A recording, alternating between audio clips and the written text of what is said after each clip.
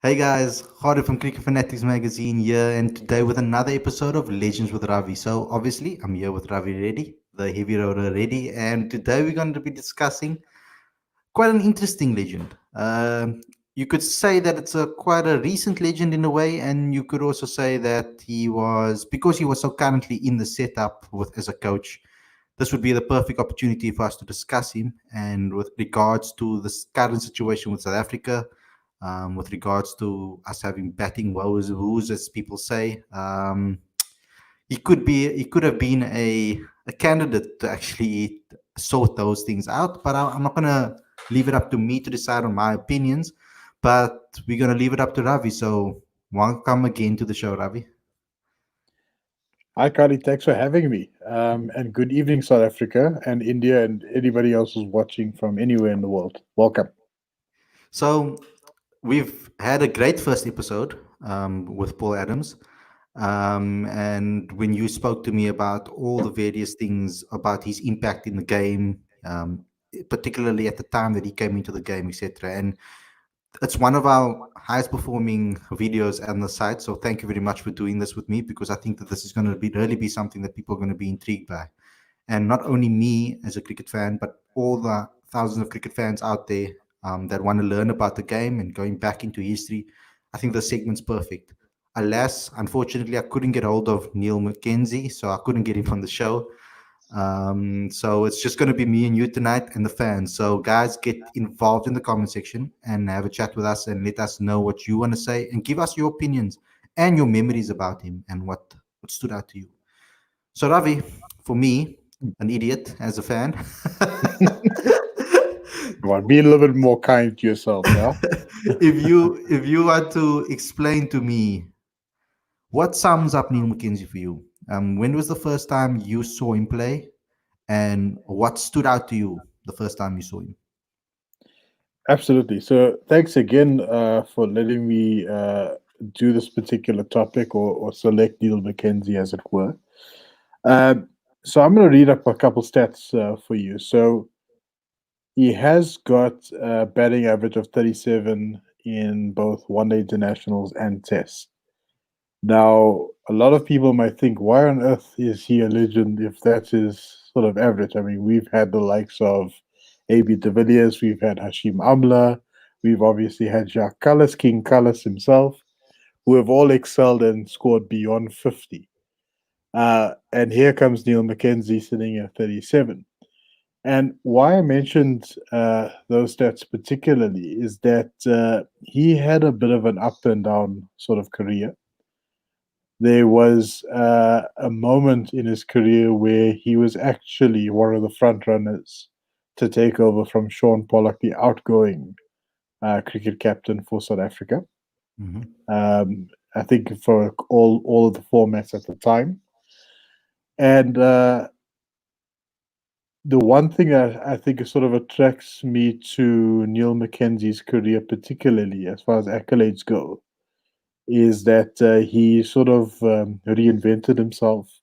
He came back after a 5 year hiatus, if you want to call it that, from international cricket, and he came back and conquered.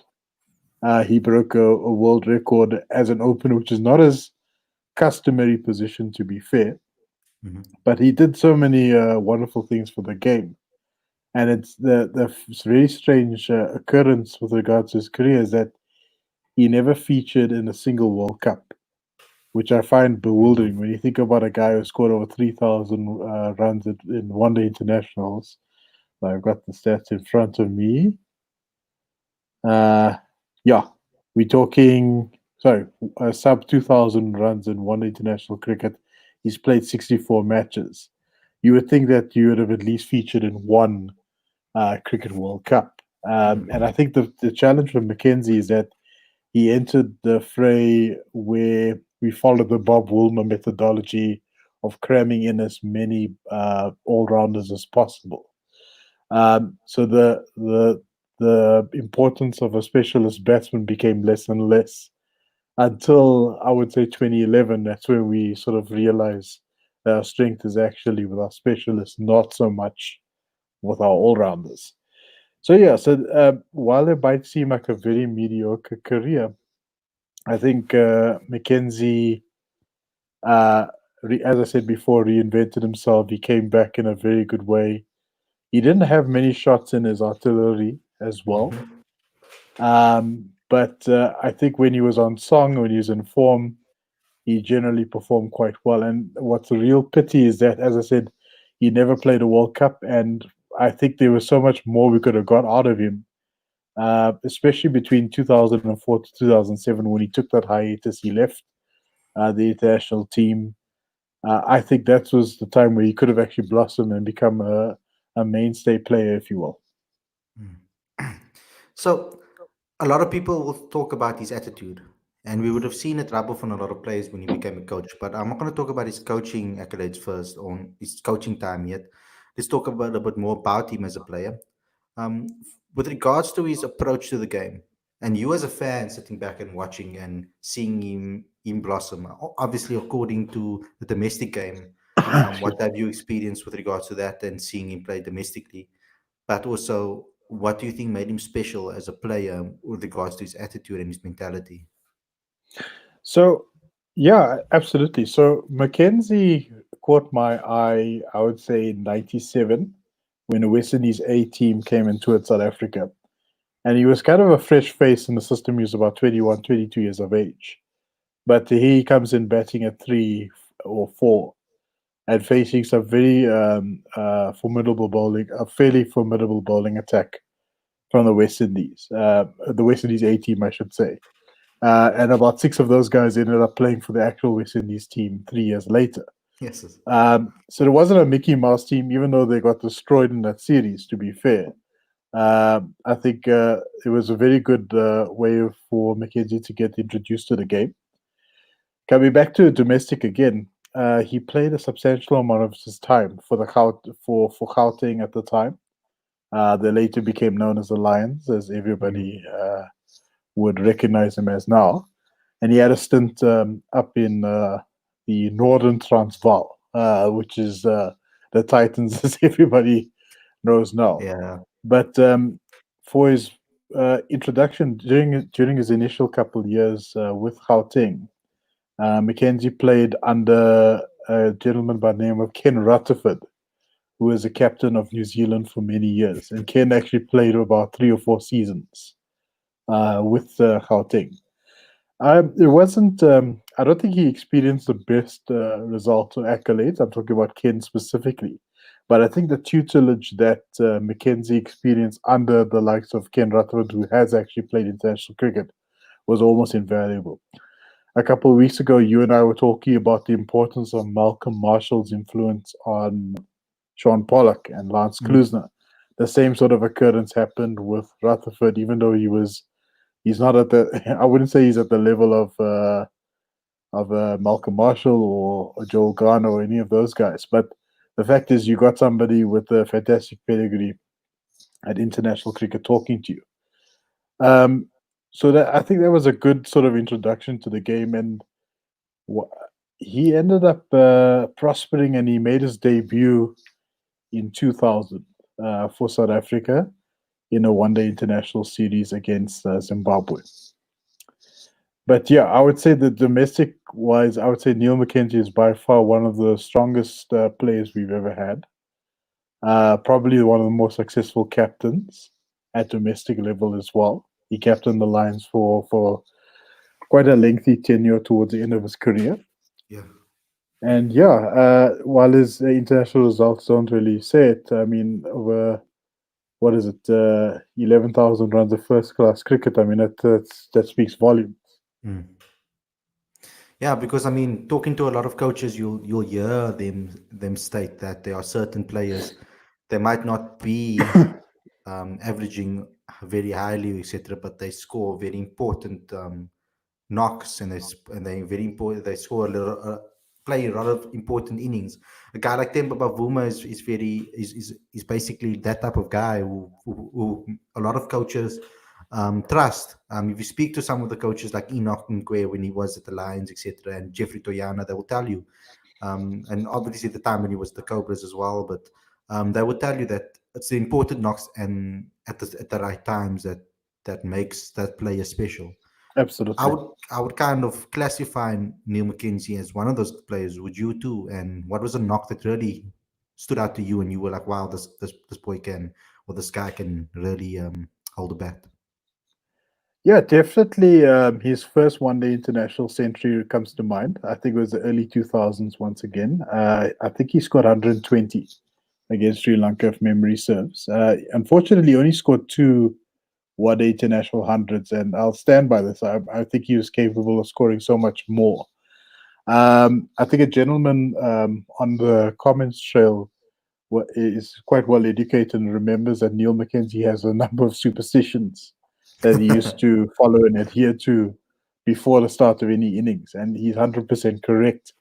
If I may say, uh, Neil McKenzie would actually, before he goes out to bat, he would make sure all the toilet seat covers were actually lifted, all the doors were open. There was a change room door that had to be a certain angle. His straps would only be put on 100% when he makes it to the bottom of the steps. And you touch different parts of the bat, different parts of his glove every time he goes out to the crease, out to the middle. And while it was a charming thing to watch, I think that was almost to his detriment. There was clearly a confidence issue there, and I feel if Mackenzie actually remedied that, we would have seen a much better performance from him. Definitely more significant outputs. But coming back to your original question, Carly, definitely the 120 at one day international level. And if you look a couple of years down the line, in 2008, 2009, there was an away tour to Bangladesh where Mackenzie was brought on as a replacement for Herschel Gibbs, and he actually opened the batting at Graham Smith, and they hit that record-breaking opening stand of 415 runs. Uh, so I mean, there was a joke going around that Cullis and other guys didn't have to do much because Mackenzie and Smith were doing all the work. They just needed to get warmed up for the to bowl at the Bangladeshis later down the line. But Mackenzie scored over 220 runs in that match. And I would say that was probably his most compelling performance. In fact, that he kind of fell in love with the majesty of the country as well, so much so that he's Yeah. working for them right now as their batting consultant. Yeah, because he also played some time in county cricket, and it shows that you can get some good experience over there, playing in England, etc. Um, Well, I mean, he's people are quick to say when I was talking about uh, this discussion tonight about Mackenzie, a lot of the guys I spoke to said he was mediocre. He wasn't all that to sort of write home about. But if you get your name written on the Lord's Honors Board, that speaks volumes for me right there. of course, You know what I'm saying? Not nobody. Otherwise, everybody's name will be on the honors board, right? That yeah. wasn't a mediocre performance. At 2008 tour of England. That's why whenever people ask me about Mackenzie, I always refer to it as the ballad of Neil Mackenzie. He came back and ended his career on the highest possible note. He excelled in his last 2 years of cricket, and I think he is comfortable to leave it that way. Talk to me about his because about his test. I know you mentioned that 120. You spoke about limited overs, but I'm talking about now with regards to test matches. He scored 500s and about 1650s, I think it is. Um, Tell me about that. Um, and what type of role did you see him play as? And if you had to compare him to anybody from this generation, I mean, who would you compare him to? Um, it's a bit difficult. I would say, in a very strange way, he and Hashim had some synergies in that they won't give away the wicket that easily. They would rather face 200 balls without scoring a run Mm, than playing haphazard shots. So that's the one thing that I would say. There's some synergies there. He had a very similar batting style to Bhutta Dipana. I don't know if you remember Bhutta, but Bhutta yeah. also, you'd sit there. I fell asleep watching Bhutta, and I'm not ashamed to say it. I fell asleep. I've never fallen asleep at Newlands in my life. I fell asleep on A.B. de Villiers' first game at Newlands, and Bhutta Dipana was batting with de Villiers. I was like, good Lord. I would pay the English now to just get this man out so he can get some action going. But Butcher scored about 37 of 200, I think. Right? That was crazy. Um, but McKenzie had a similar scoring rate. So he's not known for his aggressive batting style at all. But I Mm, think that's the majesty of Test cricket. You don't want to see somebody slash. You get different styles of players. You get Gale who just carters everybody to the ground. yeah. And then you get guys like Steve Waugh who only had 2 shots in the arsenal, but they scored a substantial number of centuries, you know. Yeah. So I think that's where McKenzie sort of fits. If you had to ask me on which end of the stick you would place Neil McKenzie, I would say he was Mm, somewhere at that end where he had fewer short strokes to play with, but he made it count, you know. mm, And you spoke about Test as well. 5 Test centuries, but 16 Test 50s. About 70% of those 16 50s were in the 70s or 80s, right? So can you imagine if he actually converted those yeah. into Wow. hundreds? We'd have been having a different conversation now Yeah. about the Completely. man, you know? Because that's what I'm saying. He's quite downplayed when it comes to his Test cricket stats. Hmm. But you should never go with the stats alone. I think you should just go back to the chronicles, watch what happened.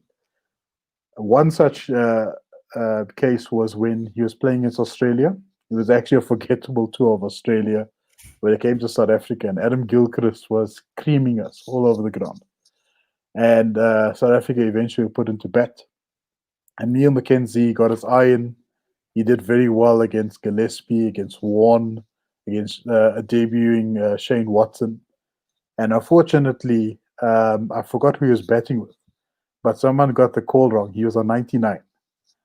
He hit it straight to the man at cover, um, along the ground, of course. And for some odd reason, decided to go for the run, right? And he got it was a direct hit, and he was out. And it was one of those heartbreaking moments. I was actually there. I watched it. I couldn't believe what I was seeing. And I was hurt. I mean, we like I said, there was a couple of those small instances that have happened in this career that had they not happened, we would have been talking about almost a different player.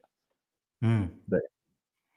Yeah, because I mean it's important to know that because from talking to some of the players that I've spoken to, etc., you kind of get, and not only that, it's also from kind of experience and the little experience that I do have in the industry, Yeah, especially at the younger levels, watching Kai Majorovic, etc., and being there, watching guys how they take their time at the crease and the way they string their innings together, etc.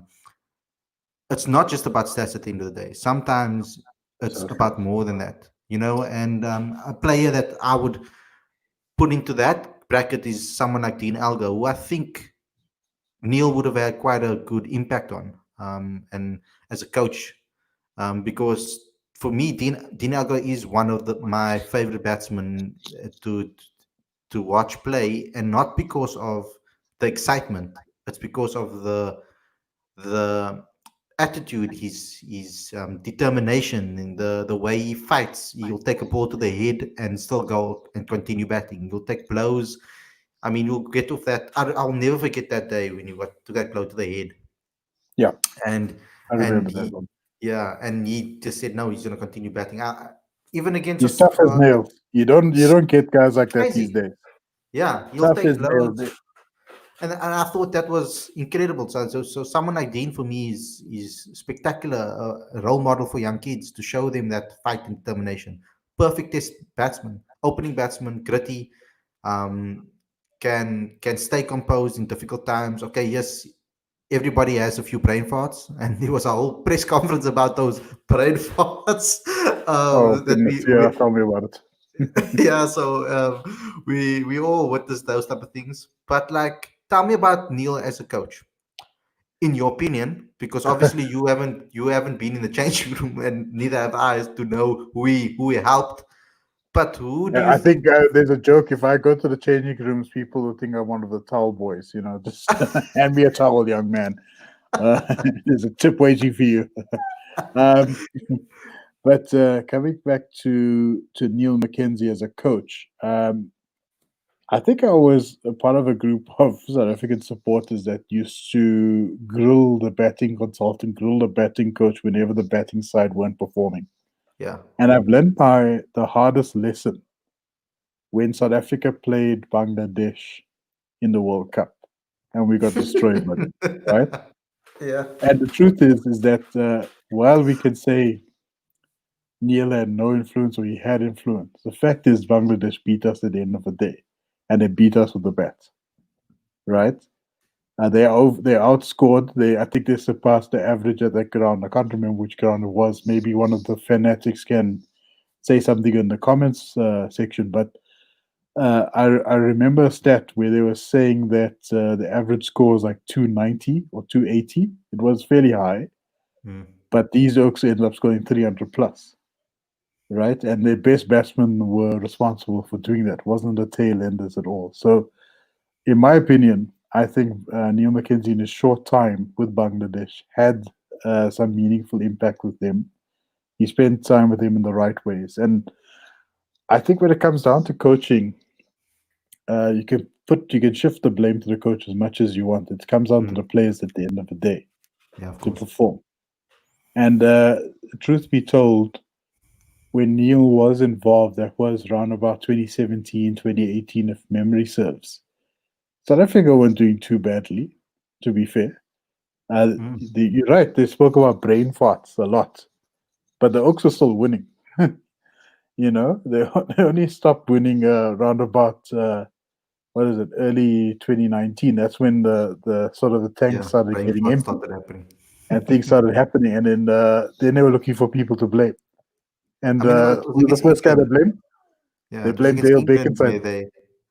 it was against England, yeah, where they spoke about all the brain farts and stuff. I still remember Daniel Gallen, who has been on the show, asking about particularly about those brain farts, etc. And Dean had to answer it, so it was quite interesting. Oh, But lovely. sorry to cut you off. Continue. No, no, no, no. Please, that's awesome. Daniel, he asked those hard hitting questions. Eh?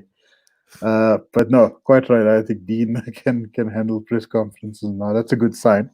Yeah, I've been following the news lately. it's Apparently, brilliant. he is the news front runner. So yeah, wishing him the best. I hope he's watching the show. But yeah, coming back to Neil as a coach, I think only time will tell. Once we see Bangladesh pull off a more test wins, because I think they've always been the side that's almost there. Mm. They've tried and failed many years, and I think they're at the stage now where they're converting those attempts into wins after 20 years in the game.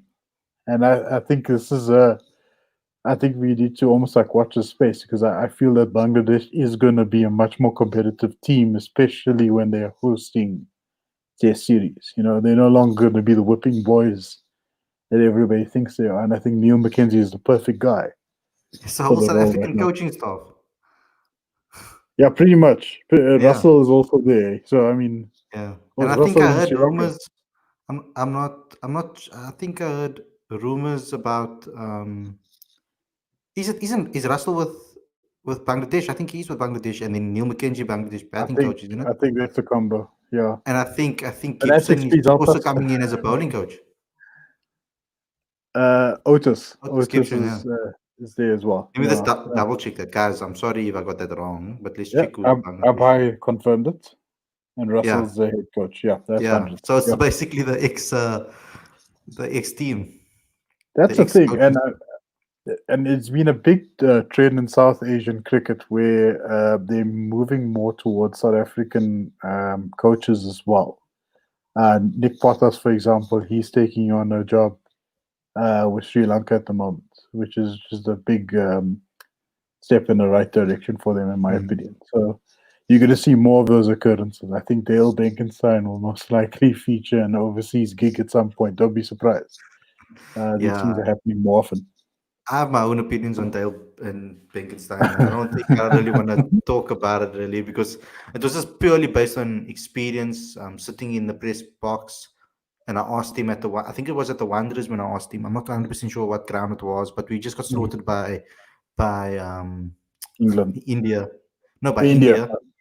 That's 6-1. Was it 6-1 or was it 5-1? 5-1 when they beat us in ODIs. Yeah, And Kuldeep and Chawal. Do you think it's Chawal? What's his name? Chawla. Yeah, they completely Oh, you're destroyed talking us. about Chahal. Chahal, Yuzvendra yeah, Chahal. Yeah, the skinny Chahal. dude. Yeah, yeah. Yeah. So Chahal and Kuldeep Yadav, yo, they took us to the cleaners. 32 wickets, I think, between the two of them in that Yeah. series. They destroyed us, and I sat there and I was like, "What is our problem with spin?" And I sat there and I asked him, um, "Do you have a problem with spin? Do South Africa have a problem with spin? And what is our problem with spin?" And I'll never forget his answer. South Africa don't have a problem with spin. That It's was it. because, and he's like, no, he says because a lot of the guys haven't played against those two type of bowlers before. Not a lot of them have faced him. And so, and they have the special, especially said How he many said of those especially guys have because they IPL can't. contracts? Hey, the So mayor, it's like they try to copy the angles in the nets to try and get that same angle with the spin, but like with the thing to throw it sideways, and they got people to try, but you can only mimic so much in the nets and blah blah blah blah. And I was like, okay, that's total crap because how can we not have a problem with spin if we have 32 wickets being taken? So I don't think it's completely Dale's thing. I think he was trying to protect his players as well. of course he was. Yeah. Yeah, of course I he would have was, done. and Anybody would have done that. Yeah. yeah, Mm. and speaking to a lot of people, a lot of people speak very highly of him as a coach. So I don't think it is as harsh, as straightforward as it is. And remember, when you're sitting there as a journalist, that's a story for you. Um, The players need to take Pinkenstein, responsibility. that was End of the day. headlines. Yeah, I that was mean, let me headlines put at the it end to of you the in day. context, right? So they even organized Mike Hussey 5 years ago, who was one of the greatest batsmen Australia's ever produced, right? He sat with the dudes, right? And they're still producing mediocre performances as well. So you could put anybody out there. You could subcontract Brian Lara via Skype if you wanted to. It still doesn't mean that Bavuma is going to score a triple hundred one day. Doesn't it might, he might do it, but it Mm. doesn't necessarily mean there's no Careful what you say guarantee there, that it's Ravi. going to. The Timber army is going to come out for you. I love Timber. I do. I support Timber. Ravi, I want to ask you because Sadiq Mm. has a cool quote that he says over here. Don't you want to answer Mhm. that? And what do you think about that particular saying from Neil? Yeah, you're talking about my coaching starts from the point of a bowler's delivery, not before the ball is bowled. Yeah. Yeah, I think that talks to the spin component particularly, and I think that's where Neil McKenzie was highly beneficial. In Hmm. my opinion, I thought he was one of the better players of spin. If you think about the era in which he played in, he took on the likes of Shane Warne, he took on the likes of Murali, definitely Rangana Hirath as well. So Mackenzie has got quite a great degree of experience when it came to spin bowling or facing spin bowling rather. And that statement over there talks about that in volumes really. And it makes sense because I mean he is coaching in a subcontinent as well where I would say what 60 maybe 70% of the bowling that the batsman would face there will most likely be spin bowling. Yeah. But yeah, I think there's also merit in that point as well, where it seems to be a psychological component on top of that. And I think there's one man that battled with the psychology of the game was McKenzie himself. So I think a wealth of experience will be cascaded down to the Bangladeshi batsmen, particularly. And I think we might see more promising results from them after that intervention. Yeah. So that's awesome. Guys, if you want anything, you want to ask anything, let us know in the comment section. And we'll get Ravi to answer them. We know that his trivia knowledge is unbelievable. Thinking about that, Mm. Oh, actually, there's this super sport quiz that happens every year. Okay, so currently I'm going to be joining probably Alistair's team when it does start again. But I was thinking maybe we should do down the line. We should have a Cricket Fanatics magazine team because I mean your knowledge is quite incredible. Come on now. I have You're my gonna be moments. humble about it. I You're have gonna be my humble moments. about Yeah. it. One of my Like friends, I one of took a my Jafra out there in the group. one of my friends, John Rejube, he plays in that quiz that you played in as well. And I had Oh a yes. long, Yeah, I had a long talk with him about it, and he's like, "Yes, so that Ravi, yo." He's like, you ask questions about like this time. He doesn't even, like, we sitting there like, how does he know that? So yeah, so Yes. it's awesome. Here Yeah. we go. We got one from a buy. Guys, get involved. I know Bevan, you like to ask cool questions, so let's throw them in. Ravi, what do you feel was the biggest difficulty in last year's India visit?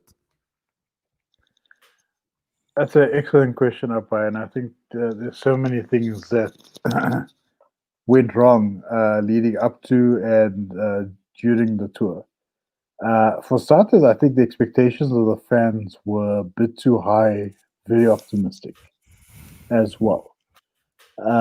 We had a very young coach in the form of Enoch Inkwe, and when I say young, he is experienced, no doubt about that. But in his inaugural tour, you're sending this man to India and expecting the greatest results ever. Yeah, And I think we're forgetting that India is the best team at the moment, or at the time they were at least. I'm not sure what the stats are saying at the moment.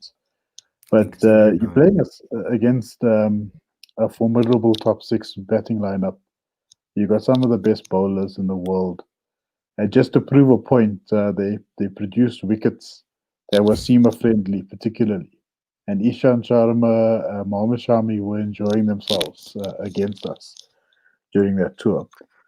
And I think where it really came to surface was after a fantastic start because we saw centuries. If you remember, we saw centuries from Alga and we saw a century from Quinton de Kock.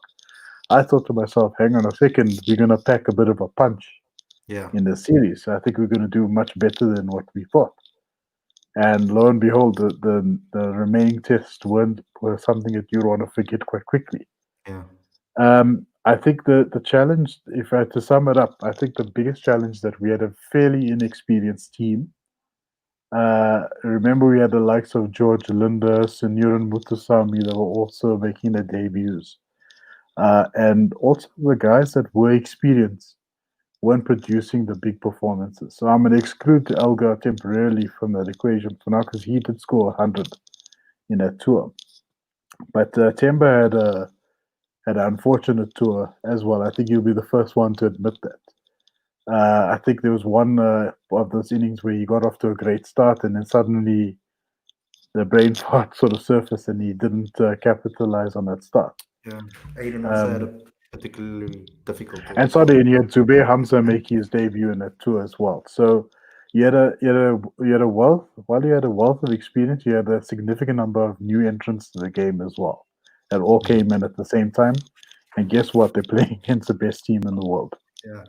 You You know know, what stood out to me covering that game was it's so easy to want to when people are right on top like the BCCI and India is so on top at the moment, dominating, etc.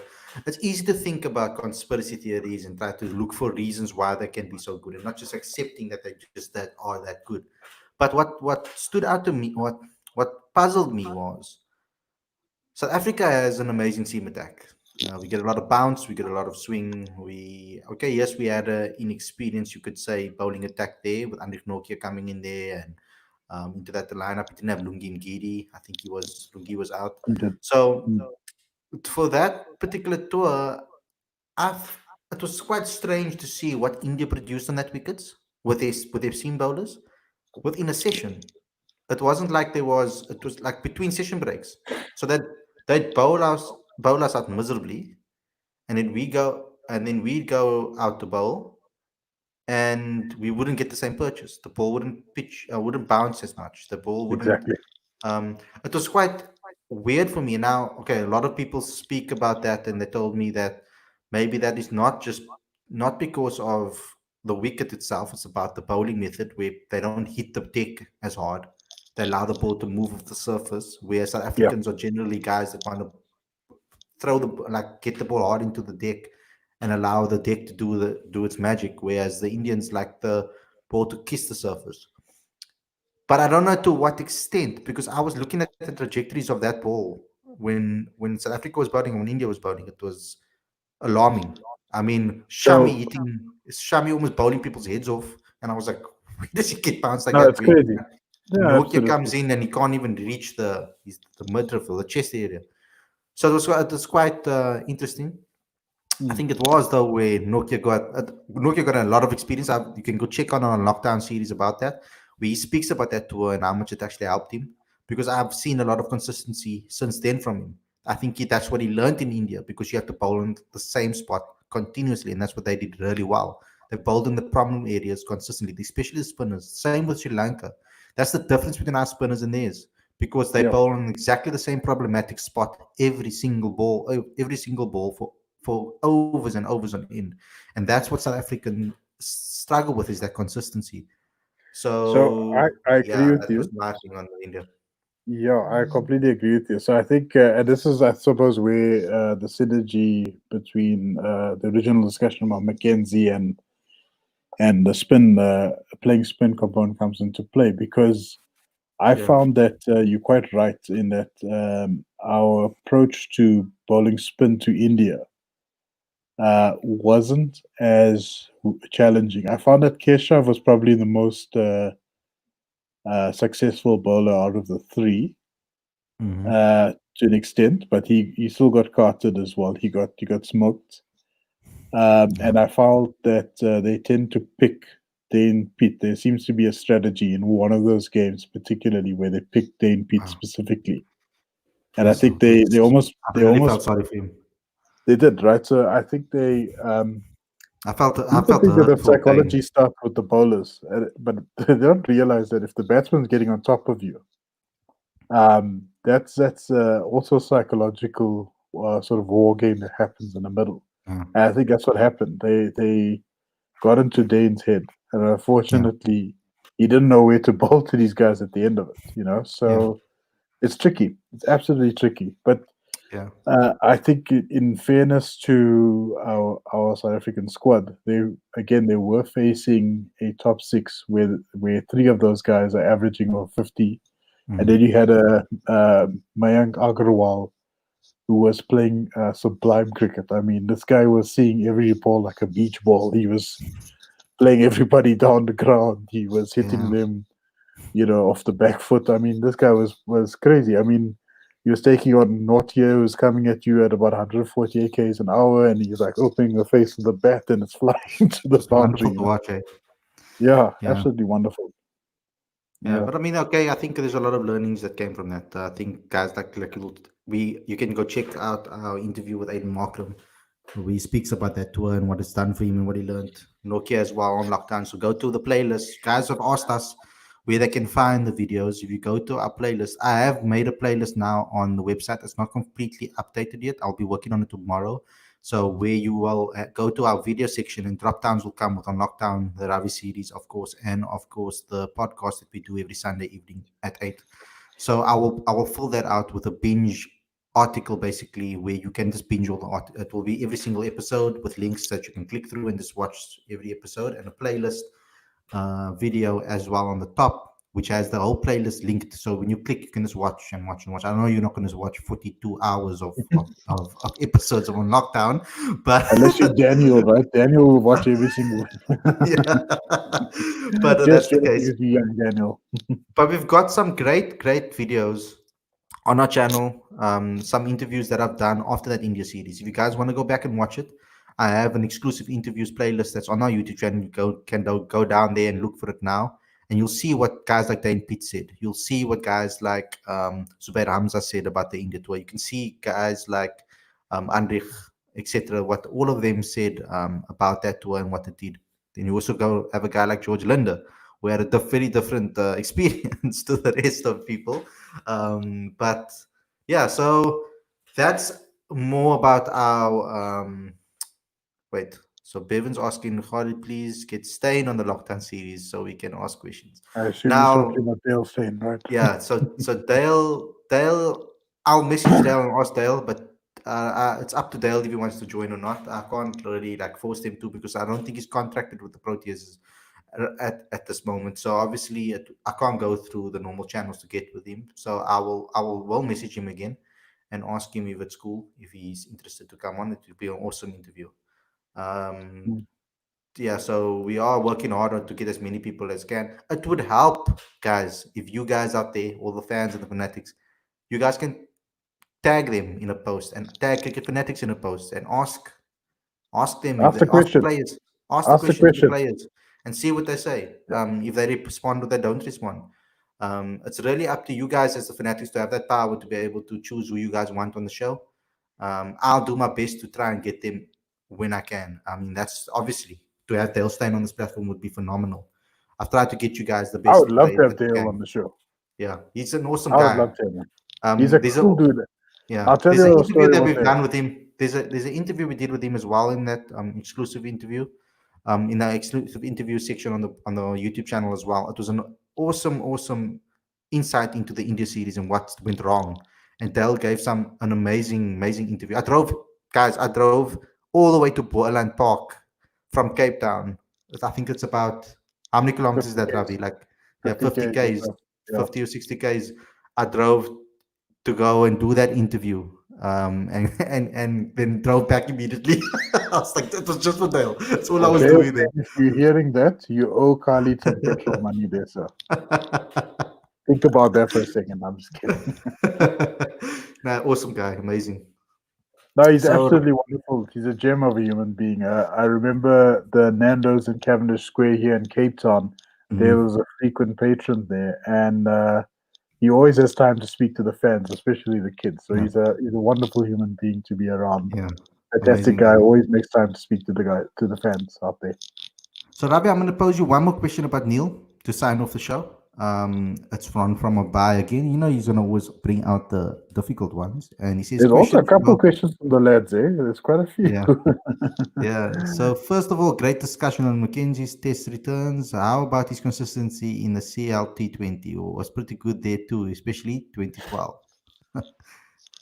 Yeah, so Neil McKenzie, some of you might be aware of this, but he actually played for the Barbados Tridents a couple seasons, if memory serves. I think he was the vice captain of one or two of those matches.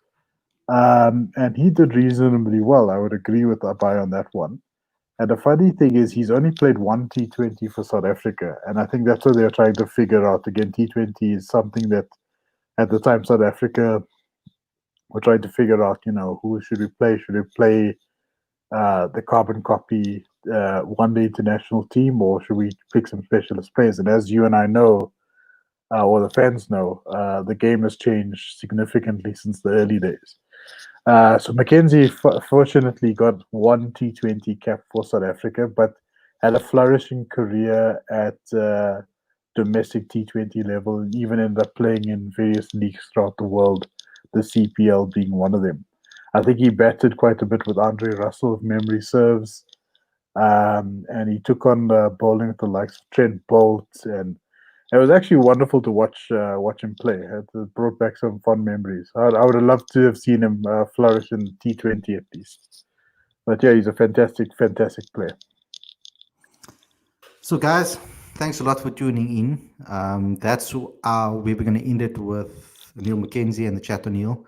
Obviously, we're going to continue doing this every single Wednesday. It's Legends with Ravi. So, even with regards to legends, tag those legends in on social media and let us know and let them know that we are doing these shows and we would like to talk to them and bring them to the fans. And I think I hope that we can give them an experience that is different to anywhere else in the world or anywhere else in South Africa, at least. So, Ravi, thanks a lot for coming on and teaching me a little bit more about Neil McKenzie and his thought process, etc. Is there anything else you would Absolutely. like to say just to sign off? Anything else? Well, there is a question from Saif Ali. I'll happily answer that question. It's got nothing to do with Neil McKenzie, unfortunately. But the question was, do I think Aiden Markram should bat at number 3? And I'm glad he brought that up because you've actually had a discussion with him about that same point the other day. I happened to be in a forum with him 2 weeks back, and we asked him the same question. It seems everyone likes to ask him that question. Can you imagine you go to a Nando's Yeah. and people are asking him, "Where do you like to bat? Where would you like to bat, Aiden?" And it seems that he's unopposed. He's happy to go lower down the order from the sounds of it. But again, that's up to CSA management and a coaching staff to decide. But personally, from my side, I think it will be an advantage if we consider him in a middle order. But I'm sure a number of you might have conflicting views from that. Yeah. You know what my thoughts are, guys. We had a whole debate with Daniel. I want Aiden to open with Dean, and I want Hamza to be back at number three. Boy is very talented, and he needs some time out in the middle to really get there. Shove it. My alarm, guys. Download the song as well. Bloody Valentine by Machine Gun Kelly. Great number. We take musical requests too on this show, guys. Yeah, Yeah, I'm a I'm a big Queen fan. fan, Been a by the way. fan. I've been a fan of Machine Gun since 2010. So since I was in just before 2009, 2010, and ever since I've been a fan of his. So massive fan. Followed his career. Yeah, it's the only guy I I'll think I be was lying to you starstruck if I by. knew who that is. I'll be lying to you if I knew who that was. I'm sorry. Maybe I'll probably know about when my daughter reaches the teens. Probably have a better idea of that stuff. Well, anyway, thank you so much, Ravi, for coming on the show. I really enjoyed this evening with you, and we're gonna obviously see you again next week. We're going to be discussing. Me and Ravi are going to be discussing who we're going to get on. I already know actually who's going to be on that show. So let's have yeah, let's tune in next week, or should we just tell them, Ravi? Might as well. Or do you I want to don't know. keep it There's a for surprise in suspense? it for me as well. Yeah, so I'm gonna keep it quiet. You guys can watch our social media platforms, and you'll find out. I don't know if you picked up now on our different articles that we've been putting out. Go watch the go read the great debate today. We had an interesting one with Ngama and Mark, where they spoke about the 17th Protea. So when Graham Smith had his tele press conference that he had with us, with all the journalists, etc. Yeah. He spoke about the 17th Proteus contract that hasn't been given out yet. And he said someone needs to play for that and has to deserve that contract. So they've picked their choices. Go look who they've decided. Go comment over there on those. Those are very interesting topics we'd like you guys to get involved in. I also put up a small clip from my interview with Lance Klusner. Go retweet, go share, do all of those. Guys, but on this channel, promote it, tell your friends that we have a cricket show, that they don't have to miss cricket so much because we have some shows that they can tune into live. And if you miss the live show, you can rewatch it again the next day or after we've done, or you can't sleep in the evenings. I mean, it's quite lengthy. It will keep you quite busy. So have a watch, Yeah. subscribe to this channel, put the notification bell on for all videos that we upload. Some people get confused with regards to the notification bells because for every video that we upload, for the live shows, you will get a push notification straight to your phone when we go live. So just when we do promote it, just go look on our channel and you'll see them there. You can just press the notification bell on the actual video to get a reminder. I know that's a lot of instructions. You can see our social medias at the bottom of the screen. Go follow us everywhere and get involved with this community because remember, this community is yours. So thanks a lot, guys, for tuning in. Thank you, Ravi, for this episode, and we'll catch you again soon. Thanks a lot, guys. Be safe.